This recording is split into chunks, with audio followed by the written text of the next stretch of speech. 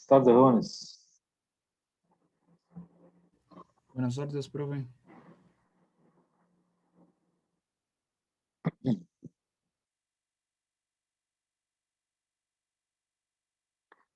¿Sí me escuchan bien? Sí, Ok. Bueno, el tema que vamos a cubrir hoy es el del capítulo 24, que es sobre potencial eléctrico. Ya la semana pasada habíamos visto campo eléctrico, ¿verdad? Usando la ley de Gauss. Por cierto, la clase del jueves la puse ayer en la plataforma, donde hago problemas con la ley de Gauss. Lo que vamos a ver hoy es potencial eléctrico.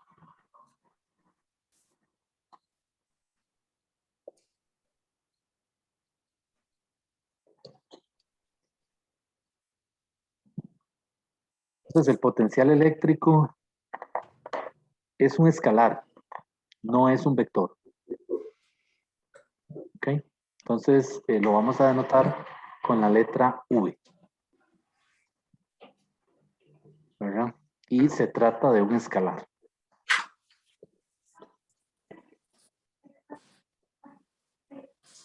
¿Ok? Entonces, ¿cómo está definido? Bueno, el potencial eléctrico está definido en términos de la energía potencial. De esta manera, V es igual a V entre Q. Esto es el potencial eléctrico, que está en voltios. También se usa la letra V mayúscula para referirse a esa unidad. La U es la energía potencial, que está en joules. Y la Q se refiere a la carga, que está en coulombs. ¿Ok?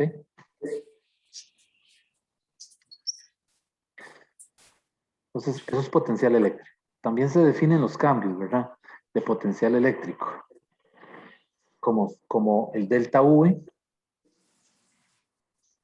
es igual a V en el punto B menos V en el punto A. Y eso es igual al cambio de la energía potencial dividido entre la carga. Entonces vean que aquí hay que pues, tener cuidado a la hora de cuando uno está haciendo un cálculo, ¿verdad? Porque le pueden pedir el cambio en el potencial o el cambio en la energía potencial. Entonces no hay que confundir la V con la U, ¿verdad? La U está en voltios y la U está en joules, porque es una energía potencial almacenada de un sistema. ¿Ok? Ahora, ese delta V también está definido de esta manera. Está definido como el negativo de la integral desde el punto A hasta el punto B de punto DS.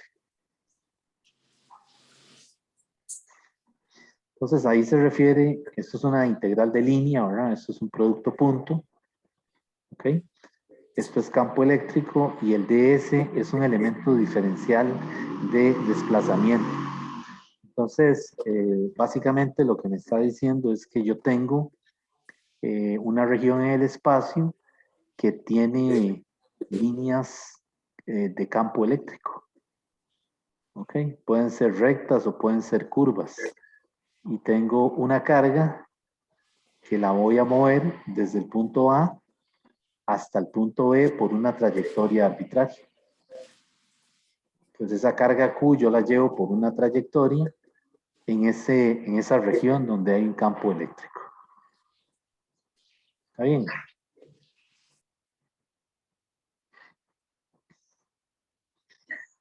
Ok. Aquí hay un menos, ¿verdad? ¿De dónde sale ese menos? Bueno, resulta que la fuerza que da la ley de Coulomb es una fuerza conservativa.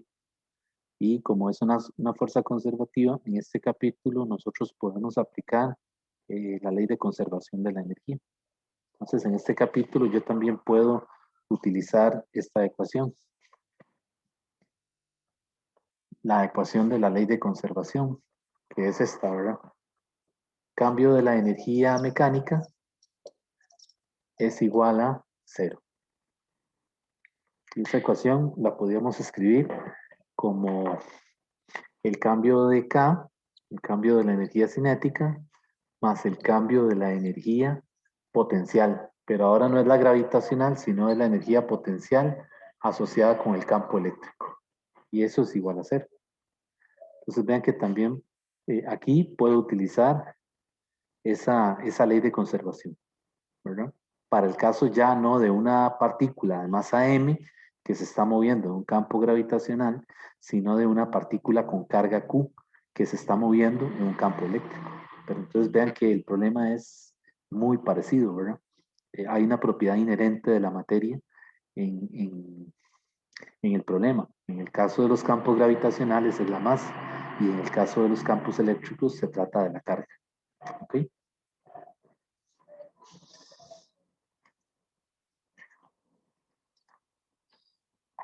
Entonces, el trabajo en este capítulo, como se trata de una fuerza conservativa, el trabajo yo lo puedo calcular como el cambio de U.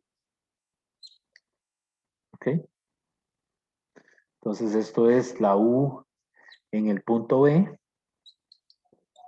menos la U en el punto A. Y ese trabajo, bueno, y aquí me falta el negativo, ¿verdad? Y ese trabajo también lo puedo calcular como Q por delta U. W es igual a Q por delta U. Entonces vea que ese trabajo es el análogo al trabajo que calculábamos en física 1, ¿verdad? Nada más que en física 1 era Fx por delta X. Por ejemplo, la componente de la fuerza a lo largo del eje X multiplicada por el delta X, que es el desplazamiento. O sea que esto sería Fx multiplicado por X final menos X inicial.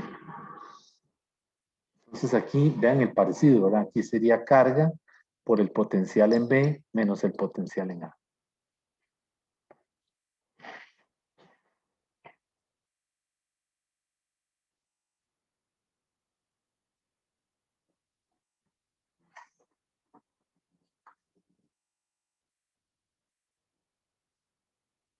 Hay una unidad que se usa mucho en este tema, que es una unidad que se llama el electronvoltio o electronvolt. Es una unidad de energía, electronvolt. Se abrevia con una E minúscula y una V mayúscula. Y esa unidad, un electronvoltio, es igual a 1.602 por 10 a la menos 19 joules. Vean que no son coulombs, pero también la carga del electrón es 1.602 por 10 a la menos 19 coulomb. Entonces no vayamos a confundir esto, ¿verdad? Esta es una unidad de energía, el electronvoltio, y esta es la unidad de carga que se asumió, ¿verdad? Desde que empezamos a estudiar la ley de Coulomb, ¿verdad? Entonces, ¿por qué ahora salen estas unidades de electronvoltios? Bueno, porque esto sirve, por ejemplo, en aceleradores de partículas, ¿verdad? El voltaje de aceleración es mejor darlo en electronvoltios que en joules. Okay, entonces es muy común en los aceleradores, ¿verdad? No solo los aceleradores esos gigantescos, ¿verdad? Que utilizan para colisionar partículas y crear nuevas partículas, sino que también los mismos aceleradores que se usan aquí en Costa Rica para el tratamiento de tumores, ¿verdad? También el voltaje de aceleración está en electronvoltios, ¿verdad? Es decir, son haces de energía, o más bien haces muy energéticos que se vuelven muy incisivos al tener velocidades enormes, se vuelven súper incisivos y los utilizan para el tratamiento médico, ¿verdad? Es decir, usan un acelerador lineal para, por ejemplo, remover un tumor en una región en el cuerpo en donde la cirugía es muy compleja. Por ejemplo, qué sé yo, un tumor detrás de la nariz, ¿verdad? Es muy difícil operar ahí. Entonces, pues lo que utilizan es un acelerador lineal, ¿verdad? Que tiene un voltaje de aceleración muy alto y el haz se vuelve súper incisivo y con eso entonces se puede remover el tejido canceroso sin necesidad de, ¿cómo se dice?, dañar otros órganos que están alrededor. Bueno, entonces todos esos equipos, ¿verdad? Sus voltajes de aceleración se dan en electronvoltios. Bueno, hay un caso particular que es las diferencias de potencial cuando el campo eléctrico es uniforme. O sea, una forma de calcular el delta V para el caso en donde la E es uniforme. ¿Qué significaba que fuera uniforme? ¿Qué dijimos? ¿Qué significa uniforme? Uniforme quiere decir que es constante, o sea, que la intensidad del campo no varía, es constante. Pero en términos de las líneas de campo, uniforme significa que las líneas de campo son horizontales y son paralelas, ¿verdad? O también pueden ser verticales y son paralelas. Pero en cualquiera de los dos casos se trata de líneas rectas, ¿verdad? En donde el campo decimos que es constante. Entonces, el vector de campo es paralelo a la línea de campo, ¿verdad? Recuerden que no es lo mismo, ¿verdad? Una cosa son las líneas de campo eléctrico y otra cosa es el vector de campo eléctrico. Entonces, las líneas, ¿para qué servían? Para dar la dirección del campo. Entonces, cuando dijimos que cuando las líneas eran horizontales o que eran rectas, suponemos que el campo es uniforme. ¿Ok? Bueno, aquí hay un caso en donde el campo es uniforme y queremos calcular el delta U. Resulta que si yo tengo una partícula cargada en ese campo y la muevo desde un punto A, ¿verdad? Una partícula cargada, la muevo del punto A al punto B, una distancia D, una distancia de separación, pues entonces el potencial lo voy a calcular así. La diferencia de potencial la voy a calcular como menos E por D. De esta manera. Delta V, que es VB menos VA, va a ser menos E por D. ¿Y de dónde salió esto? Esto viene de la integral que pusimos ahora. Recuerden que el delta V se puede calcular como menos la integral de E punto ds, ¿verdad? Es una integral de línea, desde A a B. Bueno, resulta que aquí, al ser líneas horizontales, ¿verdad? O verticales, pero son rectas, son paralelas, resulta que esta integral se puede simplificar, ¿verdad? Y el campo, al ser constante, lo puedo sacar de la integral. Me va a quedar esto, E por el ds por el coseno del ángulo. Pero como son paralelas, aquí es coseno de cero. ¿Ok? Y entonces lo que me queda es que ese campo es uniforme, lo puedo sacar y me queda la integral de A a B del ds. Y esto lo cambio por ¿quién?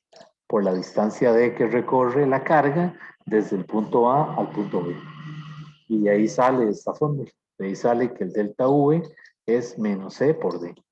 Entonces, esta fórmula que estoy metiendo en ese rectángulo siempre va a funcionar siempre que tengamos un campo uniforme, o sea, constante en magnitud, y ya sabemos que las líneas de campo son paralelas. Ahora, vean que el campo también tiene, ya hemos dicho que el campo es fuerza por unidad de carga, ¿verdad?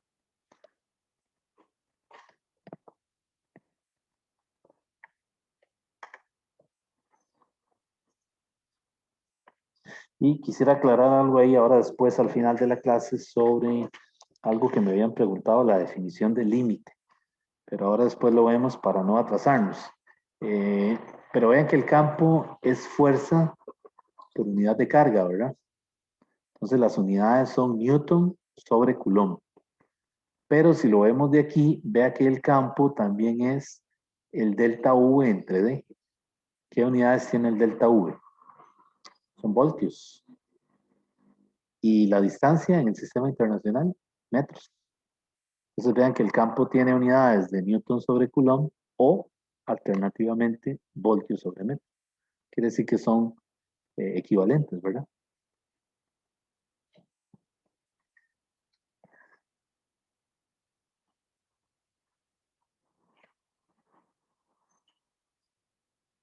Okay, entonces el cambio de la energía debido al campo, la energía eléctrica, pues va a ser entonces también Q negativo, ¿verdad? Por E por D. Esta es otra forma de calcular el delta V, ¿verdad? Vean que es equivalente a esta, ¿verdad? Q por delta V, que ahora la vimos, ¿verdad? Q por delta V y esto es el negativo de delta V. Entonces estamos bien, ¿verdad? Ahí está el signo. Entonces son formas alternativas de calcular las mismas cantidades, ¿verdad? Recuerden que el del W es el negativo delta E, ¿verdad? ¿Por qué es esto? Porque es una fuerza conservativa. ¿Cuál fuerza es conservativa? La ley de Coulomb. Y cuando decimos que es conservativa, lo que decimos es que se cumple la ley de conservación de la energía, ¿verdad? El delta K más el delta U, la energía potencial, va a ser igual a 0.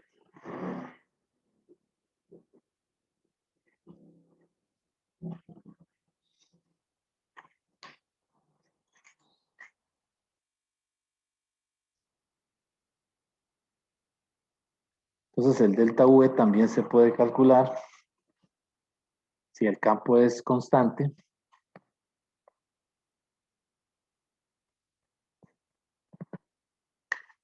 Ese delta V, dijimos que es Q por delta V, ¿verdad? Pero también se puede calcular como un producto punto. Si suponemos que el campo, o sea, un caso más general, ¿verdad? De una partícula con una carga Q que se mueve entre dos puntos A y B, ¿verdad? En un campo eléctrico uniforme. Entonces, se puede calcular como menos Q por E punto S. Entonces vean que ahora ese S es el desplazamiento, ¿verdad? Ese vector S es el desplazamiento. Y ese vector S no es paralelo a las líneas de campo, ¿verdad? Es decir, puede haber un ángulo, hay un ángulo entre el vector E y el vector S, ¿verdad? Es decir, por el producto punto, esto sería menos Q por E, la magnitud de E, ¿verdad? Sin flechas, por la magnitud de S, sin flechas, por el coseno del ángulo que hay entre E y S. Esa es la definición, ¿verdad? Entonces vean que también por aquí se puede calcular el delta V. ¿Ok?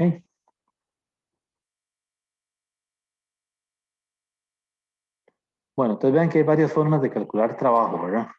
Y el cambio de la energía eh, potencial almacenada, ¿verdad?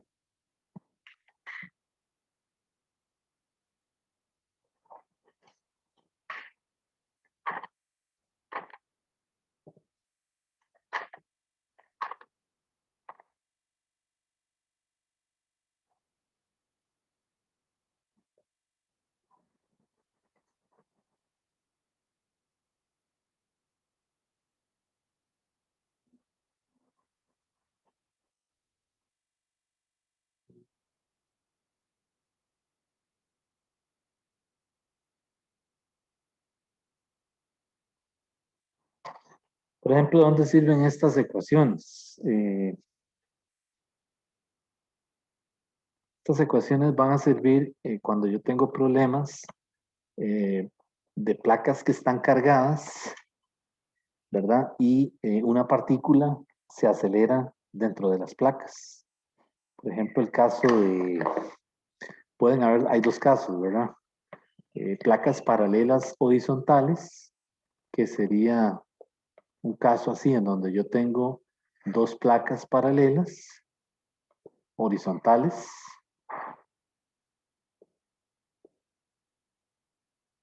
y entonces la placa de arriba está cargada positivamente y la placa de abajo está cargada negativamente. Entonces las líneas de campo vienen de más a menos entre las placas. Entonces sabemos que esas líneas son rectas y son paralelas. Entonces, por lo tanto, el campo aquí es uniforme, es constante. ¿Okay? Pues aquí hay un campo vector E y se puede poner una partícula entre las placas, o no entre las placas, sino hay un dispositivo externo que lanza un haz, ¿verdad? Que entra a la región entre las placas, donde está el campo. Y entonces esa partícula, suponiendo que esa partícula, por ejemplo, sea positiva, por ejemplo, lo que hace es que esa partícula se ve acelerada en esa región desde un punto a un punto B. Llega por aquí a un punto B, puede tocar la placa de abajo, eso ya depende del problema en cuestión, los datos que le den, pero si ella sufre o experimenta una aceleración. ¿Por qué? Porque la carga es positiva. ¿Y qué dijimos la semana pasada? Cuando la carga es positiva, el campo y la fuerza, ¿cómo son? Paralelos. ¿De acuerdo? Entonces la partícula experimenta una aceleración. Sin embargo, si esa partícula fuera negativa, entonces se desacelera. ¿Por qué? Porque la fuerza y el campo son vectores antiparalelos. Entonces, aquí hay que tener en cuenta, digamos, el signo de la carga. Y como les digo, esto realmente en la vida real es un cañón de electrones que dispara un haz y ese haz entra a la región entre las placas. Y entonces, dependiendo de la carga del haz, ese haz se acelera o se desacelera. Es decir, aumenta su velocidad o disminuye su velocidad. ¿Ok? Entonces, este es un problema muy común, ¿verdad? Le dicen que es una partícula que se acelera entre las placas y esa partícula se mueve a distancia de, por ejemplo. ¿Verdad? Ahí en el libro le dan un ejemplo hecho, un ejemplo de la página 641, y le dice que se trata de un protón que se libera desde el reposo. Entonces, si se libera desde el reposo en el punto A, la velocidad inicial aquí, en el punto A, es cero, porque sale del reposo, ¿verdad? Dice, en un campo eléctrico uniforme que tiene una magnitud de 8 por 10 a la 4 voltios por metro. O sea, me están diciendo que L con valor absoluto es 8 por 10 a la 4 voltios entre metro. Entonces dice que el protón se mueve a un desplazamiento de magnitud D igual 0.5 metros al punto B en la dirección del campo E. O sea que el protón se mueve en línea recta hacia abajo, paralelo al campo eléctrico, una distancia de...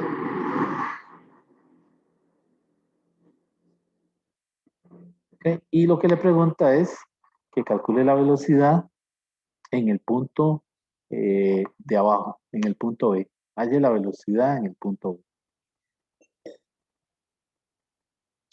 Pues este problema yo lo puedo hacer con la conservación de la energía. ¿Por qué? Porque yo puedo escribirlo así, ¿verdad? El delta K más el delta U E es igual a cero. ¿Ok? Y el cambio de energía cinética es la energía cinética final, que es en el punto B donde llega, ¿verdad? Menos la energía cinética inicial, que es el punto A en donde se libera. Dice que ahí el A se entra y sale del reposo, o sea que la velocidad inicial es cero. Más el Q por el delta V. ¿Ok? Y esto sería igual a cero.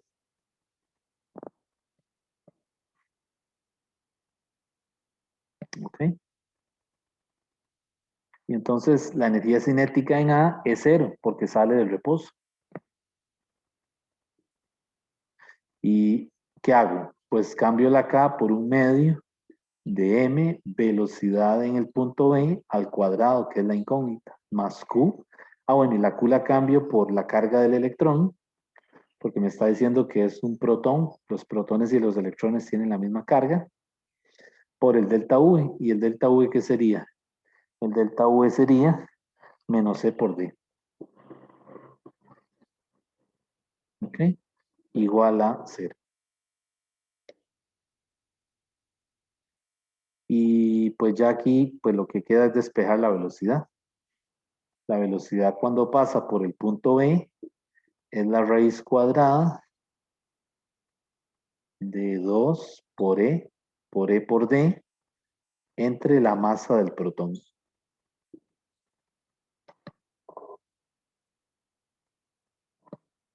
Y todos los datos los tengo, ¿verdad? Tengo la carga del electrón, bueno, en este caso la carga del protón, ¿verdad? Tengo el campo, 8 por 10 a la 4. Tengo la distancia que se mueve de un punto a otro. Y también tengo la masa del protón. La masa del protón es 1.67 por 10 a la menos 27 kilogramos. Y ya yo de ahí puedo sacar la velocidad. ¿Cuánto da esa velocidad? Da 2.8 por 10 a la 6. Ven que la velocidad es extremadamente alta, ¿verdad? Por eso es que las aplicaciones de estos dispositivos es a utilizarlos en aceleradores lineales, ¿verdad? La velocidad que da de ahí, que resulta es la velocidad cuando pasa por el punto B, el haz, ¿verdad? De protones es 2.8 por 10 a la 6. ¿Qué unidades? Metros sobre segundo. Ven que es una velocidad altísima, ¿verdad? Si yo quito el cero, si quito la anotación, pone científica, serían ¿cuánto? 5 ceros, ¿verdad? 6 ceros, 6 dígitos. 2, 4, 6, ¿verdad? Entonces vean la velocidad que lleva ese haz, ¿verdad? Ahora, ¿cómo aparece el campo eléctrico en una región entre las placas? Pues hay una fuente de poder. O sea, hay una fuente externa al dispositivo, a las placas, ¿verdad? Que se enciende y al prenderse establece al establecerse la diferencia de potencial, ¿verdad? El delta U genera un campo eléctrico y ese campo eléctrico es aproximadamente uniforme entre las placas, porque las placas no están muy separadas. Entre más cerca estén, mejor. Es decir, el campo se mantiene constante.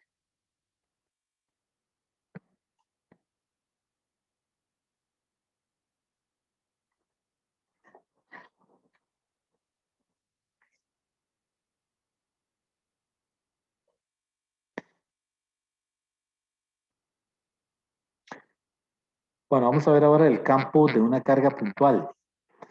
Perdón, el potencial de una carga puntual.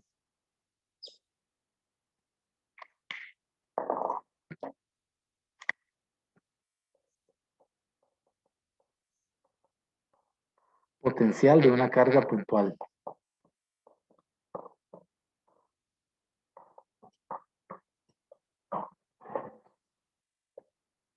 Bueno, el potencial de una carga puntual es esta ecuación. V igual, que es el potencial, es igual a K, la constante de Coulomb, multiplicado por Q entre R. Ese es el potencial de una carga puntual. Quiere decir que si yo tengo una carga positiva a una distancia R y quiero calcular el potencial en un punto P, ¿verdad? El potencial es una función que se evalúa en, ¿cómo se llama? Es una función del espacio. O sea que yo la voy a evaluar en X, Y, Z, dependiendo del problema. Pero vean que aquí yo no dibujé un vector, ¿verdad? En el caso del campo, sí, ¿verdad? Vean la diferencia con el campo.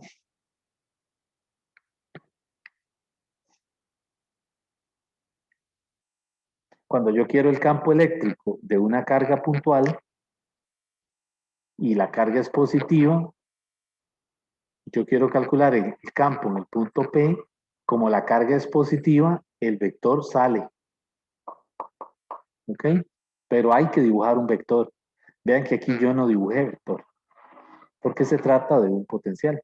Entonces un potencial es una función escalar, no es un vector, ¿ok? Entonces aquí no importa si la carga es positiva o es negativa, no importa, es decir, aquí no hay que dibujar flechas porque no se trata de un vector. En cambio aquí, si la carga es negativa, en el caso del campo, en el punto P, el campo estaría apuntando ¿hacia dónde? Hacia la carga negativa o hacia la distribución de cargas negativas. Entonces vean la diferencia, ¿verdad? Y ahora vean que el campo de una carga puntual se calcula como KQ entre R cuadrado, R unitario. Saben que esto es un vector, ¿ok? Y esto de aquí es un escalar.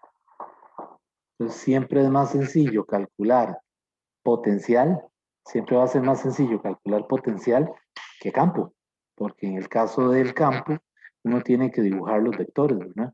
Y ver, digamos, en qué cuadrante quedó el vector para entonces usar el ángulo correcto a la hora de escribir las componentes, ¿verdad?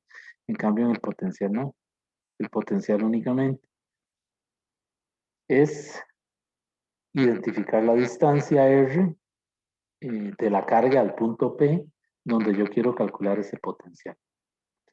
Y otra cosa, cuando yo calculo la magnitud del campo, recuerden que se le ponía valor absoluto a la carga, cuando uno calcula la magnitud, ¿no? Si yo quiero la magnitud, únicamente sería valor absoluto del vector E es K por valor absoluto de la carga entre R cuadrado.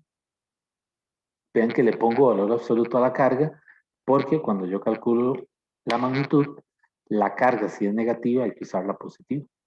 ¿Okay? En el caso del potencial, no. Si la carga es negativa, se maneja con el signo negativo. Y si es positiva, se trabaja positiva, ¿verdad? Es decir, en el potencial no tenemos que en ningún momento cambiar el signo de la carga. Siempre se trabaja con el signo propio que tiene la carga.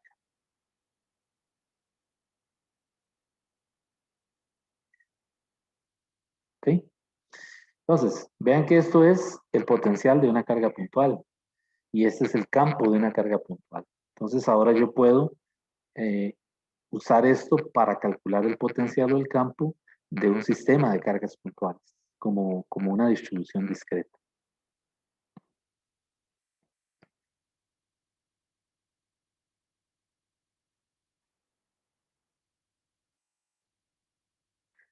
Entonces, si ya yo tengo más cargas puntuales, ¿verdad?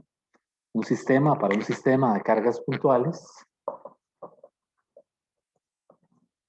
y quiero calcular el potencial en un punto P, pues entonces el potencial en el punto P es K, la constante de Coulomb, ¿verdad? Multiplicado por la sumatoria desde I igual a 1 hasta N de todas las QI entre RI.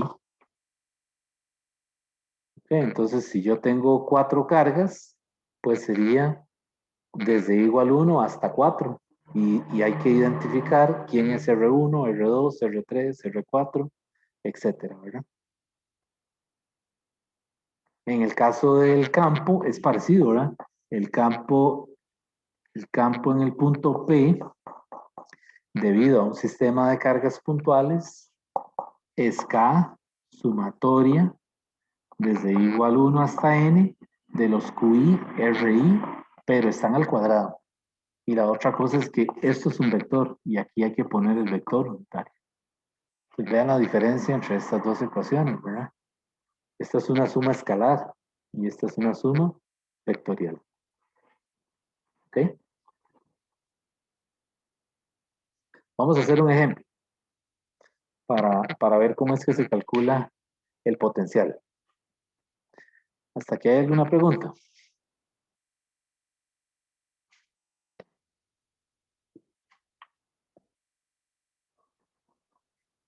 No, profe. Ok. Bueno, vean este caso. Este caso se trata de un cuadrado que tiene una carga en cada uno de sus vértices. Un cuadrado tiene una carga aquí, que es Q1 igual 1.50 microcoulomb.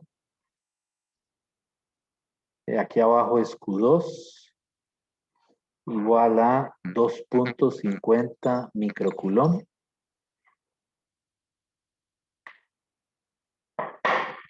Arriba es Q4, que es 4.50 microcoulomb.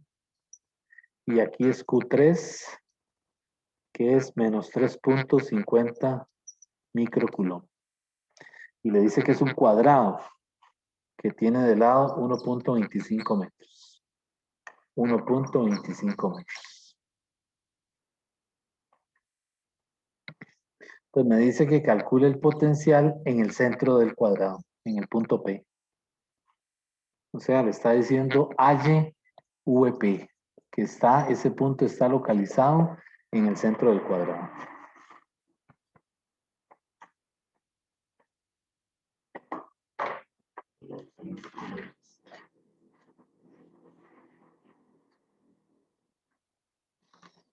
Entonces, como hay 4 cargas, pues lo que yo voy a hacer es que voy a utilizar esta fórmula para hallar el potencial, ¿verdad? Entonces, básicamente sería, el potencial en el punto P sería la K, la puedo sacar a factor común, ¿verdad? Y aquí sería la suma de todas las cargas, Q1 entre R1, más Q2 entre R2, más Q3 entre R3, más Q4 entre R4. Pero vean que cada una de las cargas que está colocada en esos vértices está a la misma distancia del centro. O sea, la distancia sería la mitad de la diagonal, ¿verdad? Toda la diagonal es esto. La distancia sería de cualquier carga al centro, sería esto. Y utilizando la geometría, ¿verdad? Yo puedo separarlo en un triángulo rectángulo, ¿verdad? Entonces sería así. La R, esa distancia de cualquier carga al centro sería 1.25 dividido entre raíz de 2. Esa sería la distancia, 1.25 entre raíz de 2. ¿Ok? Entonces, pues ahora ya una vez que y es la misma para todas las R, ¿verdad?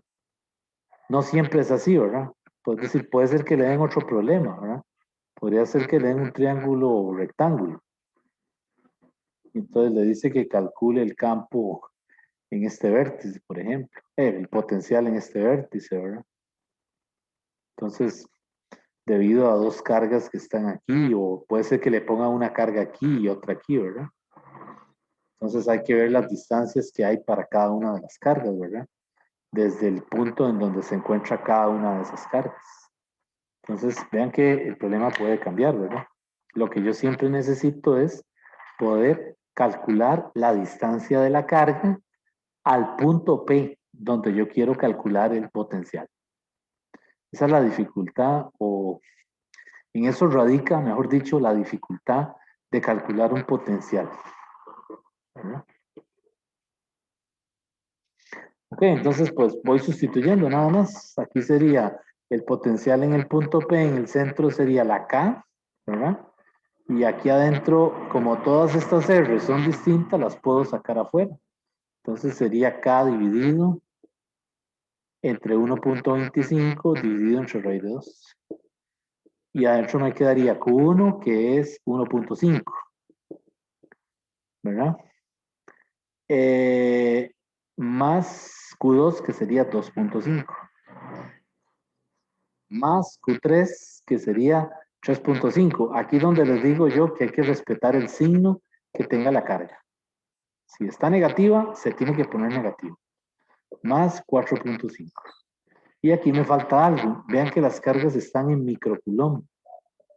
Entonces, para que esto me dé a mí en voltios, esto tiene que estar multiplicado por 10 a la menos 6. Para yo asegurarme que cada una de las cargas la tengo en coulombs. ¿Ok?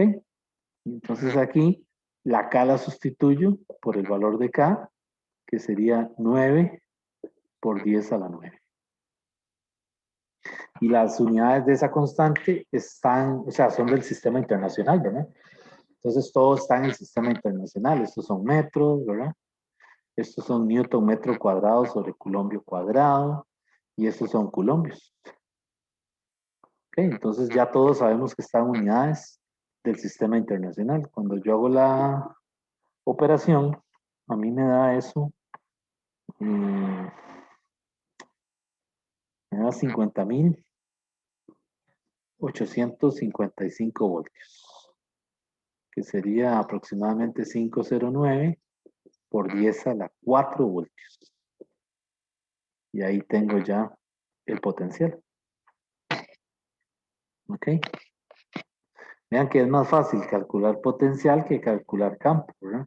Si yo aquí hubiera querido, si nos hubieran pedido campo en el centro, ya el campo en el centro habría que haber hecho un diagrama donde uno identifique los campos que están actuando ahí, ¿verdad? Y las fuerzas, ¿verdad? Entonces vean que si yo pongo un sistema de referencia aquí, y esto es XY, tendría yo que, por ejemplo, para la carga Q1 es positiva, quiere decir que el campo sale radialmente en el centro. Ese sería el E1. ¿Okay? Para la carga Q2 es positiva, sale radialmente. Ese sería el E2. Y hay que ponerle flecha, porque son vectores. Para Q3, ¿qué pasaría? Vean que al ser una carga negativa, el campo apunta hacia ¿dónde? Hacia la carga. Entonces aquí me hubiera quedado en este cuarto cuadrante el campo E3. Y el E4 es positivo, sale radial hacia afuera en el tercer cuadrante. ¿Sí? Entonces ahora hay que escribir cada uno de estos campos en componentes, ¿verdad? Por ejemplo, el campo E2, yo tengo que saber, tengo que averiguar cuál es ese ángulo, ¿verdad? Para entonces escribir el E2 que está en el primer cuadrante como E2 por el coseno del ángulo en I más E2 por el seno del ángulo en J. ¿Ok? Y eso mismo tendría que haber hecho con E3, E4 y E1. Y después de eso, sumarlos, ¿verdad? I con I, J con J, para ver qué me queda. Entonces vean que calcular campo eléctrico es más difícil, ¿verdad? Es decir, hay que tener más cuidado porque hay que dibujar el vector de campo, escoger el ángulo apropiado para las componentes, luego sumarlas y después de eso sacar la magnitud y la dirección. Es decir, lleva más trabajo, ¿verdad? En cambio, vean que potencial fue más rápido. Es decir, potencial lo único que tengo que identificar es la distancia de cada carga al punto en cuestión donde yo quiero calcular ese potencial. En este caso, en este problema, por la simetría de que se trata de un cuadrado, pues las distancias son las mismas, pero podría ser otro problema en donde no, en donde hay que calcular cada distancia. ¿Ok? Y eso es lo único que necesito, ¿verdad? Y ya con eso yo puedo calcular el potencial. Y bueno, la otra cosa es respetar el signo de la carga, ¿verdad? Si la carga que le dan es negativa, pues entonces yo la mantengo negativa, como en este caso, ¿verdad? Vean que el Q3 es negativo, ¿verdad? Yo en ningún momento le quité el menos, ¿verdad? Sin embargo, si esto no fuera potencial, si esto fuera campo, cuando yo llego a esta carga y quiero calcular solo la magnitud, tengo que poner el 3.50 sin el signo negativo. O sea, positivo lo tengo que poner. ¿De acuerdo? Bueno. Pues esto es potencial.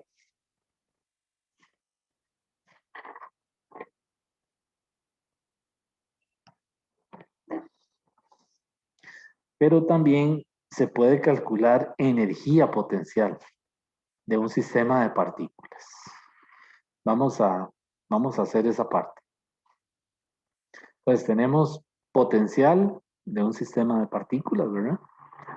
Campo eléctrico de un sistema de partículas, ¿verdad? O también le llaman a esto distribuciones discretas. Recuerden que cuando hablamos de distribuciones discretas es porque tenemos cargas puntuales. Entonces se pueden contar en el sistema, ¿verdad? Sabemos cuántas hay.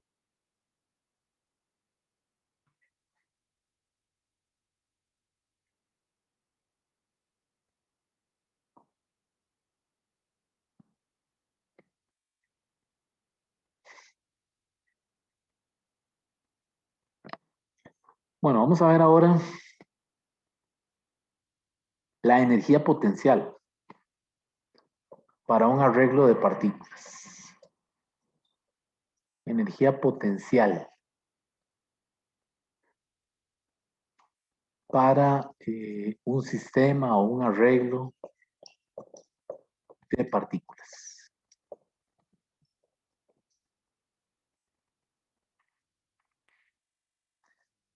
Entonces, en el caso de la energía potencial, el concepto es distinto. Por ejemplo, si yo tengo dos partículas y quiero calcular la energía potencial,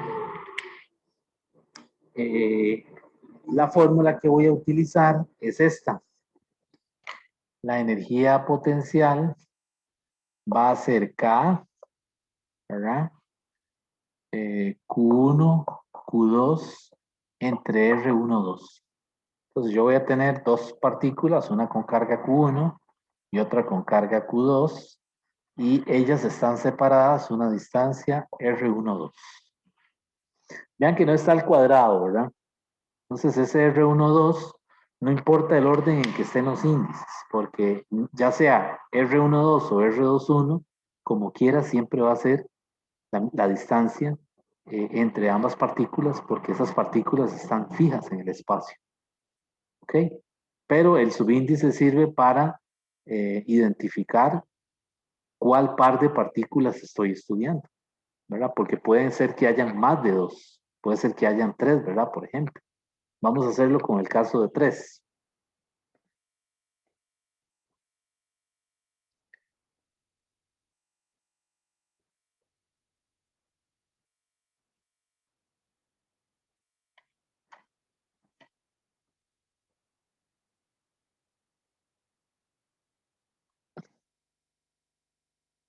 ¿Qué pasaría si fueran tres partículas?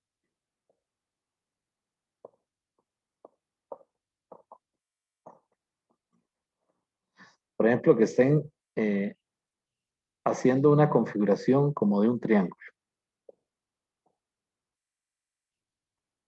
Entonces tengo la partícula con carga 1, la partícula con carga 2, la partícula con carga 3, y esta distancia aquí sería la R1, 2, esta sería la R2, 3, y esta es la R1, 3. Entonces vean que ahora son tres partículas en una configuración dada, ¿verdad? En el caso de la energía potencial, uno habla de la configuración del sistema. Entonces, en el caso de tres, pues entonces la U sería, puedo sacar a factor común la K y hago así, ¿verdad? Q1 con Q2 y la distancia es R1, 2 más Q1 con, digo, Q2 con Q3 y la distancia R2, 3 más Q1 con Q3 y la distancia R1, 3. Y ahí tendría la energía potencial en joules.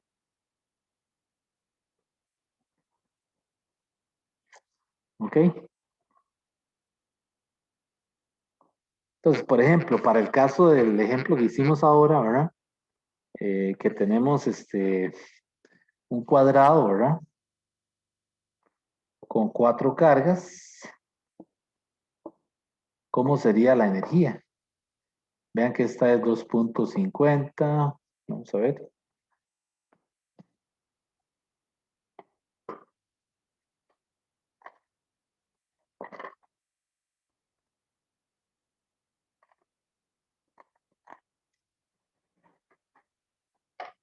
Es 1.50. Aquí, ¿verdad? Aquí sería 2.50 menos 3.50, 4.50. Y los lados serían 1.25, 1.25. Entonces vean que la energía potencial es la energía de la configuración, ¿verdad? Yo tengo, ¿cuál es la configuración? Bueno, ellas están formando un cuadrado. Entonces yo tengo que permutar todas las cargas entre ellas, ¿verdad? Entonces, ¿cómo sería? Sería entonces para 4 partículas, sería K. Y entonces aquí ¿hago qué? Hago Q1 con Q2, R12, ¿verdad? Luego hago Q1 con Q3, R13. Hago Q1 con Q4, R14. ¿Y ahora quién sigue? La hago Q2 con Q3, R23. Hago Q2 con Q4, R24. ¿Y quién me falta ahí? Me falta Q3 con Q4, entre R34. Entonces vean que para el caso de una configuración de 4 cargas, voy a tener 6 términos. 1, 2, 3, 4, 5, 6. ¿Ok? Entonces, por ejemplo, si fuera la que es negativa, Q3, ¿verdad? Vea que en este caso sería Q1 con Q3. Tiene que ser entonces aquí 1.50 multiplicado por Q3, que sería menos 3.50. Hay que respetar el signo, ¿verdad? Y vean que esto aquí es por 10 a la menos 6 para tenerlo en coulombs, ¿verdad? Y esto también por 10 a la menos 6. Quiere decir que cada uno de estos términos habría que multiplicarlo por 10 a la menos 12. ¿Ok? Y obviamente ir identificando las distancias, ¿verdad? La distancia entre la carga Q1 y Q2, el R12 es la distancia, el lado del cuadrado, 1.25. Pero, por ejemplo, la distancia entre 1 y 3 es la diagonal, ¿verdad? Entonces ahí sería la raíz cuadrada de 1.25 al cuadrado más 1.25 al cuadrado. Esa sería la distancia, ¿verdad? Similar, ¿cuál otra? Q4 con Q2, ¿verdad? Q4 con Q2 sería esta distancia, ¿verdad? Que sería otra vez la raíz de 1.25 al cuadrado más 1.25 al cuadrado, raíz cuadrada, ¿verdad? Bueno, y haciendo todas esas operaciones, ¿verdad? Y multiplicando por la K, a mí me da que la energía es menos 0.0702 joules.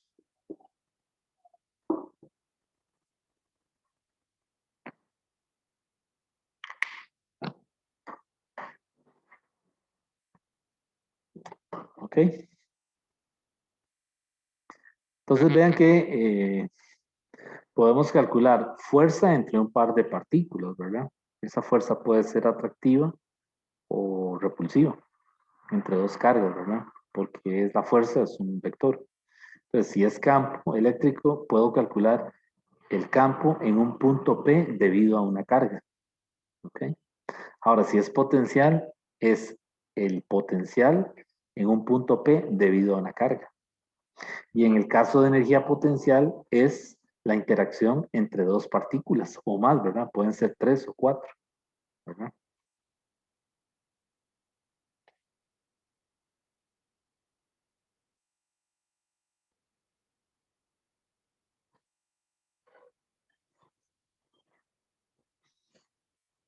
Ok.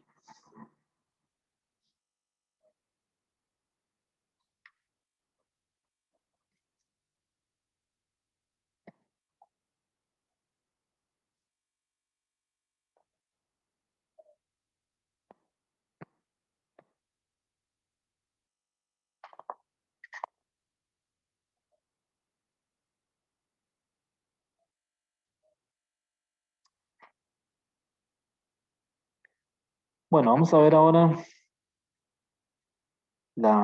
el campo eléctrico a partir de un potencial. Campo eléctrico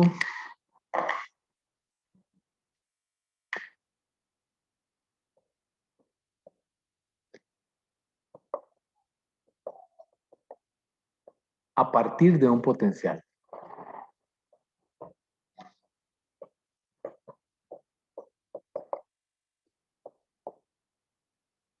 O sea, ¿cómo obtener campo eléctrico conociendo esa función escalar que llamamos potencial?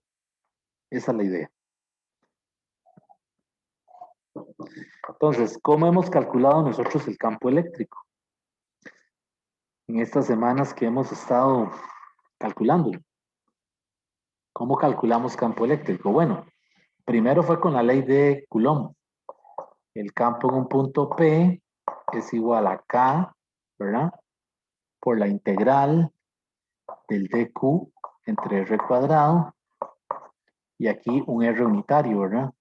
Y aquí en el límite inferior ponemos sobre la distribución, porque hay que ver qué clase de distribución es, ¿verdad? Si se trata de una, de una carga que está distribuida en un alambre o de una carga que está, digamos, en la superficie de un disco, etcétera, ¿verdad? Esa es una forma. O sea, esto es ley de Coulomb, ¿verdad?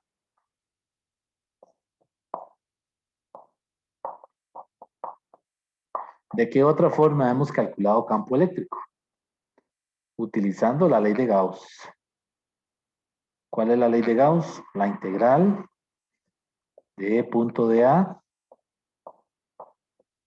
sobre la superficie gaussiana es igual a 1 entre epsilon 0 multiplicado por la carga neta encerrada. Y de aquí calculamos campo eléctrico usando ley de Gauss. Bueno, vean en estas dos leyes que la operación que hay que hacer es una integral. Aunque con la ley de Gauss es más sencillo, ¿verdad? Calcular el campo eléctrico, porque con Coulomb pueden salir hasta integrales triples, ¿verdad? Así que por Coulomb se pone más fea la cosa, ¿verdad? Gauss se simplifica un poquito, pero en ambos casos tengo que integrar. Bueno, resulta que ahora en esta sección que le dicen campo eléctrico a partir de un potencial, salen de esta expresión. Es decir, no salen de, de una integral, sino que parten del diferencial.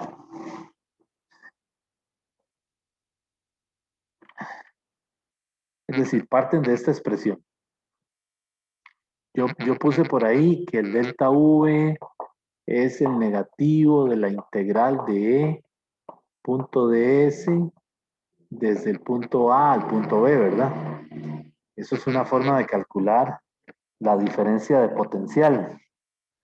Bueno, si yo utilizo el teorema de cálculo, ¿verdad? Que nos enseñan en cálculo 1, yo puedo cambiar esto a esto.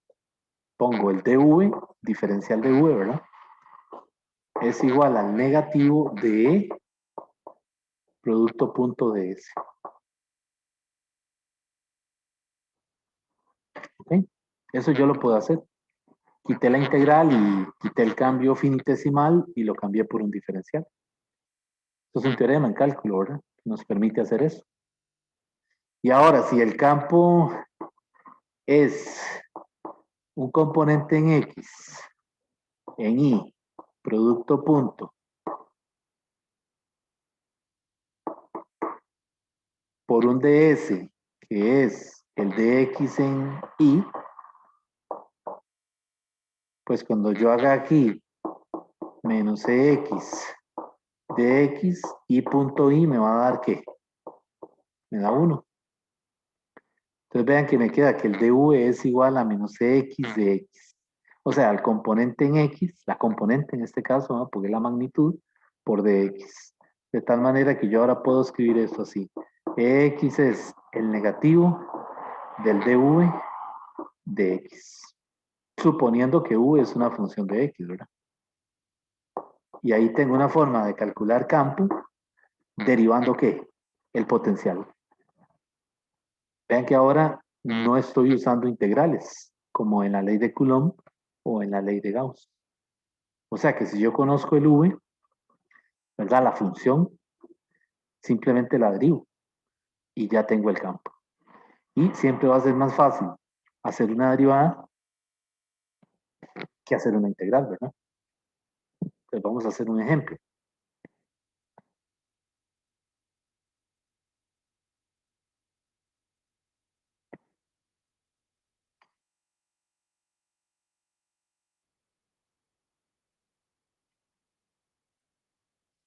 Ahora, yo puse la componente en X, ¿verdad?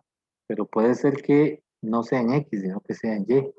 Entonces, Y sería la derivada de V respecto de Y. O Z sería el negativo de la derivada de V respecto de Z, ¿verdad? Pero sí tiene que estar ese negativo ahí presente, ¿verdad? Porque ese negativo, recuerden que viene del hecho de que la ley de Coulomb es una fuerza conservativa. Y como es una fuerza conservativa, el trabajo es el negativo del cambio de luz. Entonces ese menos viene de por ahí, ¿verdad? O sea, si la fuerza dada por la ley de Coulomb no fuera conservativa, o sea, si fuera una fuerza disipativa, ¿eh? Que produce pérdidas de energía, pues entonces esto no serviría. No se podría escribir el campo como la derivada de, como la derivada del potencial. ¿Ok? Bueno, vamos a hacer un ejemplo.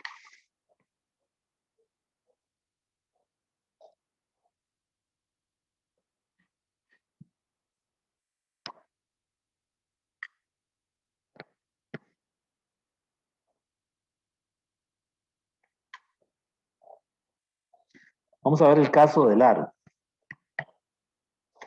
que ya por ahí, pues lo hemos estudiado, ¿verdad?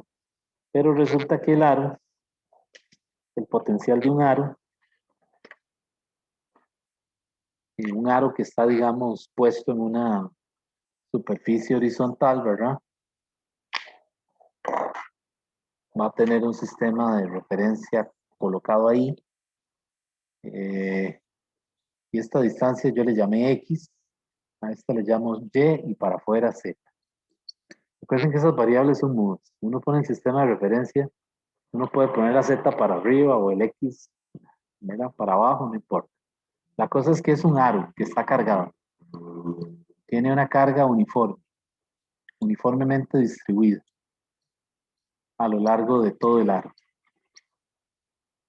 Y el aro tiene radio A, perdón, tiene radio A y queremos calcular o calculamos el potencial en un punto P, que está a una distancia X. Después vamos a ver cómo se calcula, ¿verdad? El potencial. Por ahora solamente voy a dar la fórmula que se obtiene y es la siguiente. El potencial en el punto P, que es una función de X, esto es X, ¿verdad? La distancia del punto P al centro, ¿verdad? Del aro.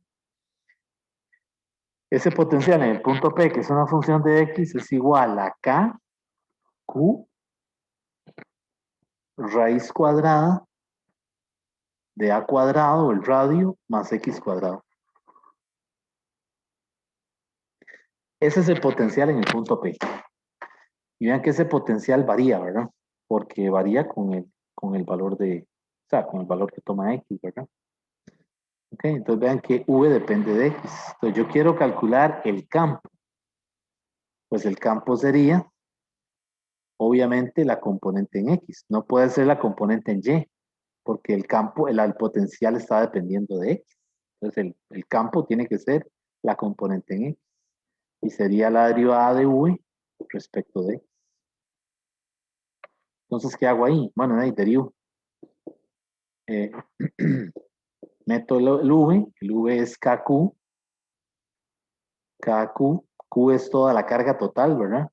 Que está distribuida homogéneamente en ese aro, o sea, toda la carga, todas esas carguitas sumadas me dan carga Q, ¿ok? Entonces, vean que lo de arriba, lo que está en el numerador, ¿cómo es?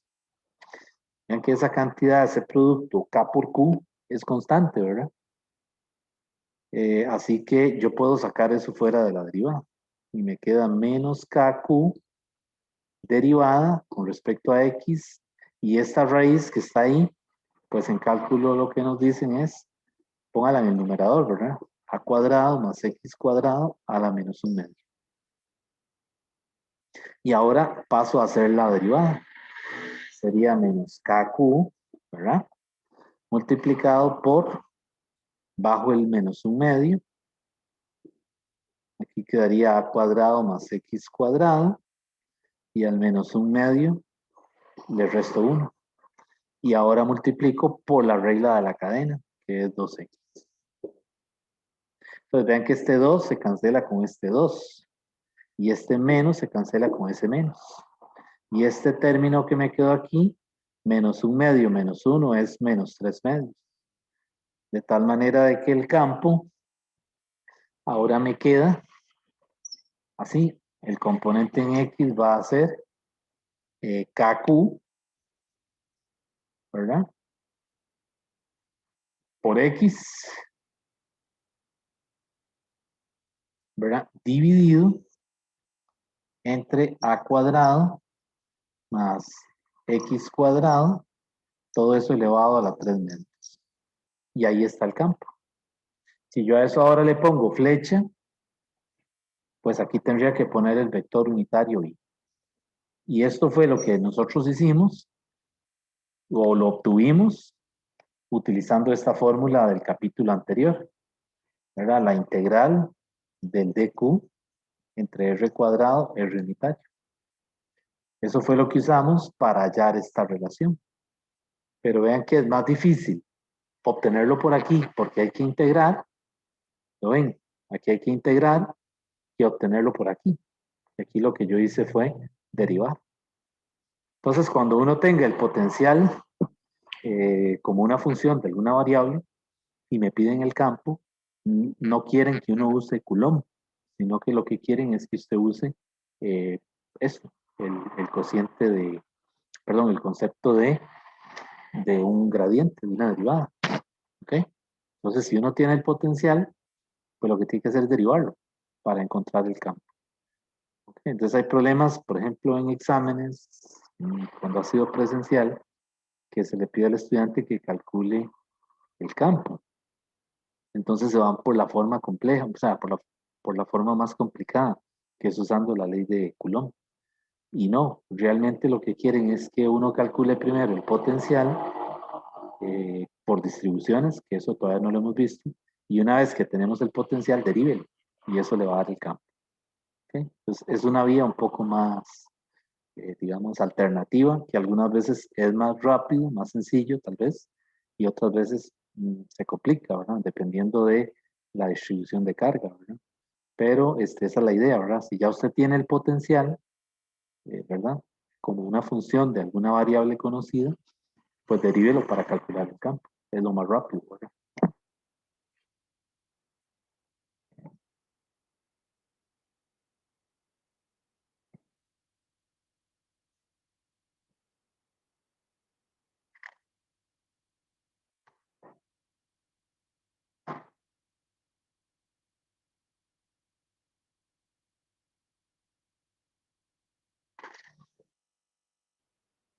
Bueno, quería aclarar algo ahí. Que me había preguntado, si no me equivoco, era Luis Carlos, creo. Me había preguntado. No sé si era otro estudiante, la verdad no me recuerdo. Era acerca de la definición de límite que usan. No sé si fue usted. Y había quedado pendiente unas semanas atrás. eh, Creo que sí, pero fue hace unas semanas. La semana sí, antepasada creo que fue algo así. sí, que me quedó pendiente. Yo me puse a revisar y bueno, quería aclarar eso. Y bueno, y es que en algunos libros de física general, ¿verdad? Utilizan esta definición. Se refieren al campo eléctrico, lo ponen así como un límite cuando Q0, que es la carga de prueba, tiende a 0, de F entre Q0, ¿verdad?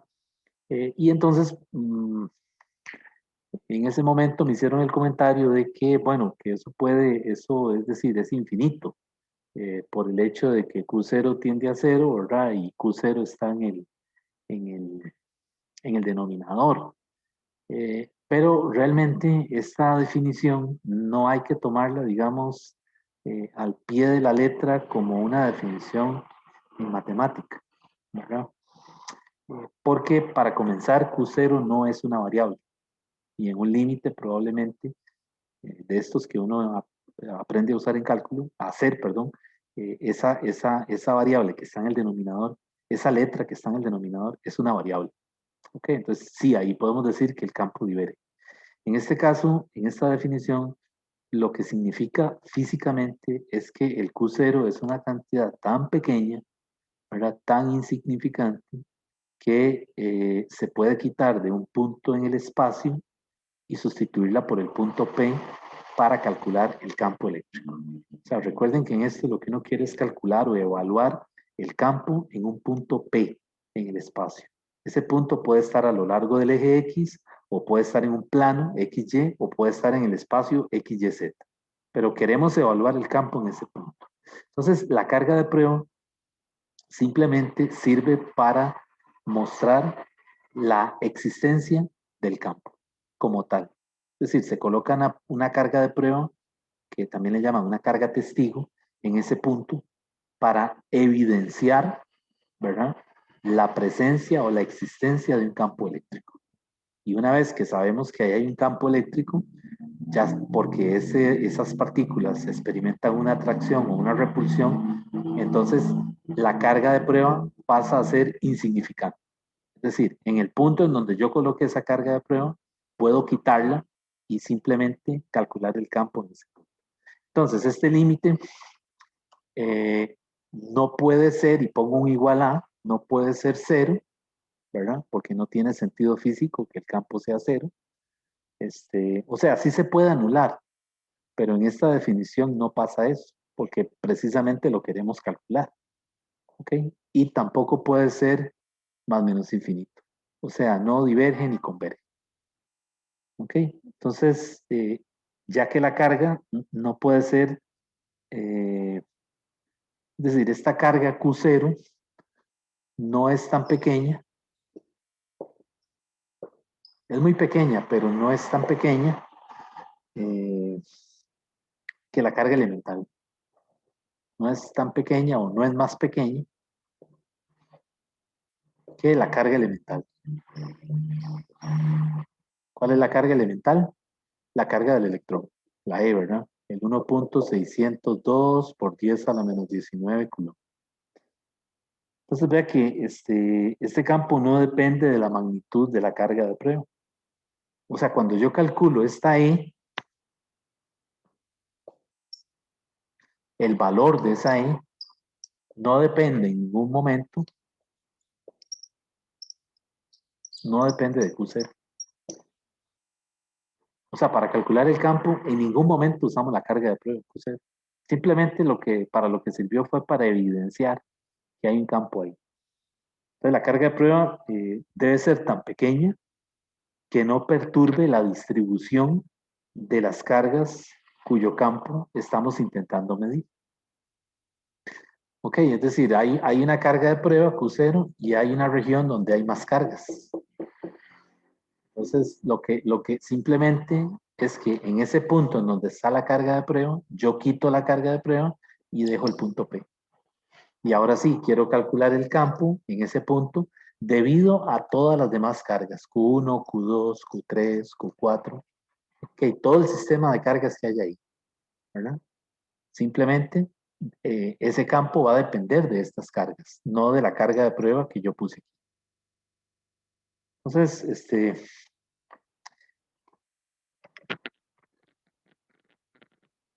ese campo que yo quiero calcular no es producido por la carga de prueba, es lo que quiero decir. O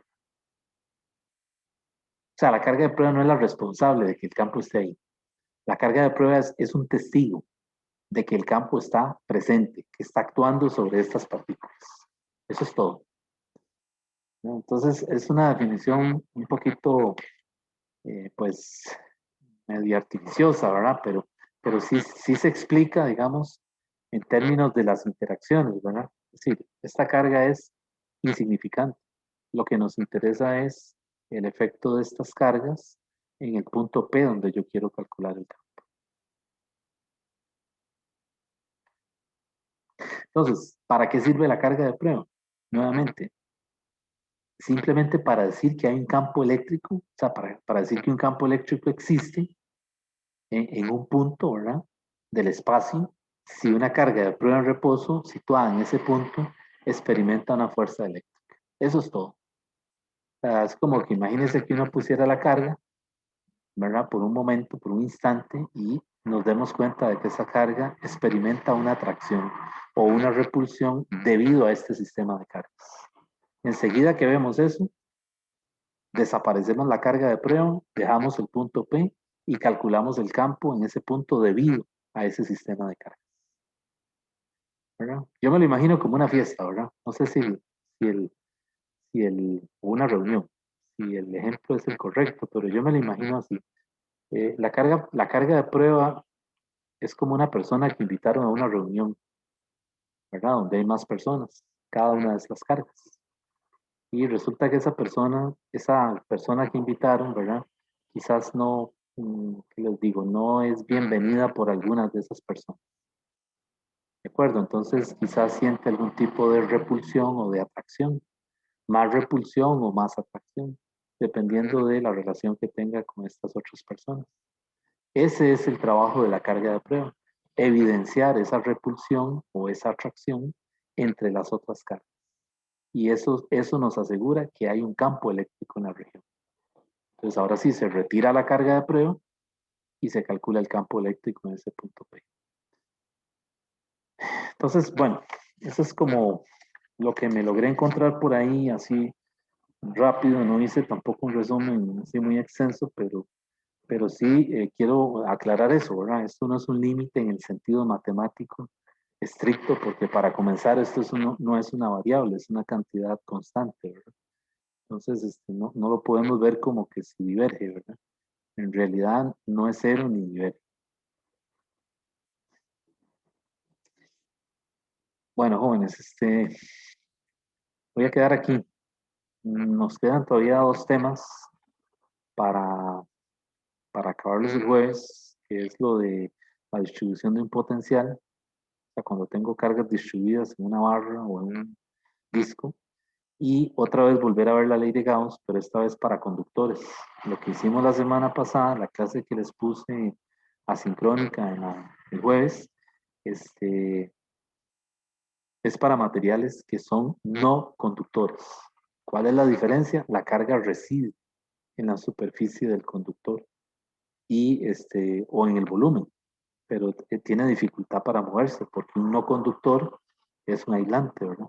Entonces, lo que vamos a ver en este capítulo, jueves, es el caso de un conductor. O sea, qué pasa con el campo en la ley de Gauss cuando yo tengo una esfera conductora o una barra conductora. O sea, una esfera hecha de un metal. ¿Qué pasa? Bueno, lo primero que vamos a ver es que el campo eléctrico en el interior de esa esfera o en el interior de ese conductor es cero. ¿Okay? En el caso de lo que vimos la clase pasada, el campo no es cero en el interior del conductor. Yo hice un ejemplo ahí de un cilindro, ¿verdad? No sé si ya vieron la clase. Yo hice un ejemplo de un cilindro en donde es un cilindro de plástico, ¿verdad? No es un conductor. ¿Okay? Entonces calculo el campo en el interior y no me da cero. ¿Okay? Sin embargo, si ese mismo cilindro le dicen es de metal, entonces ya hay un postulado en este capítulo que le dice que el campo en el interior del conductor es cero. O sea, ya no hay que ni calcularlo, es cero. ¿Por qué? Porque no hay carga en el volumen del conductor, sino que toda reside sobre la superficie de ese conductor. Y no importa la forma del conductor. O sea, no importa si es un cilindro, si es una esfera, si es un cono. Si se trata de un conductor, la carga yace o reside o está distribuida sobre la superficie del conductor. En el interior no hay carga. Por lo tanto, el campo es cero, ¿verdad? Porque recuerden la ley de Gauss, si uno no puede encerrar carga, o si no tiene carga que encerrar, el campo es cero. ¿Okay? Bueno, entonces, pues nos veríamos el jueves para terminar con este capítulo. Dos cosas, recuerden que el quiz 4 es el viernes, ¿no? Y la otra cosa es que hay una fecha de un quiz que se cambió para que revisen. Está en la plataforma. Parece que lo corrieron. Ahora mismo no recuerdo cuál es, pero sí hicieron un cambio en uno de los quizzes. No será el quiz 5, profe, porque es el primero, creo que es el 1 de julio que estaba. Ajá, y lo cambiaron. No sé, la verdad, ahora que usted le dice, no me he fijado, la verdad, pero me imagino que fue ese, porque estaba pegado con este que viene también. Sí, yo creo que es el quiz 5. Ahora mismo no Sí, me recuerdo parece que... en la plataforma, pero revisen. Pero sí se corrió uno. El del jueves, el del viernes no, ese está igual. Pero entonces el quiz 5 debe ser el que se pasó un poco más adelante. sí, creo que se pasó para el 9 si no me equivoco. Para el Sí, 9. correcto, para el 9. Ok, ok. Entonces, déjenme ver un momentito. Ay, no me deja. Déjenme ver un momentito, a ver si lo puedo ver por aquí. No se me desconecte, ya casi termino.